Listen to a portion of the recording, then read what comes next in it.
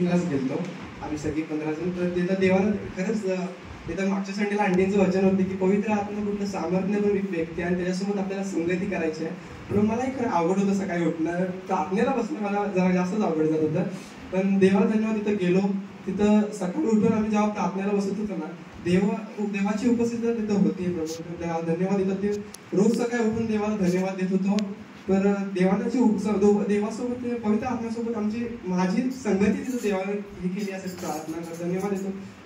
मी पवित्र आत्मा मी सारखा विचार प्रार्थनेला विचारत होतो की देवा तू माझ्या जीवनात बदल. पण पवित्र आत्म्याने अगोदरच खूप जास्त केलेला. तिथं देवाने ते मला सगळं आठवण दिलं, यासाठी देवाला धन्यवाद देतो. सगळं देवाने सगळी कृपा दिली असेल. तर 3 दिवसामध्ये देवाने प्रत्येक एका गोष्टीमध्ये देवाने पवित्र आत्मा बोलत होता, यासाठी प्रार्थना कर, धन्यवाद देतो. खरंच प्रार्थनेमध्ये देवाने सगळ्या प्रार्थनेची उत्तर तिथं मला आठवण दिली की मी तुला सगळं काय दिलंय. मी प्रार्थना करत होतो तिथं. परत धन्यवाद देतो आणखींसाठी, तिथे मम्मीसाठी माझ्या. मी प्रार्थना करतो काय नाही यामध्ये प्रभू म्हणते तू काय असं काय काळजी करतोस, तुला मी श्रीमंत केले.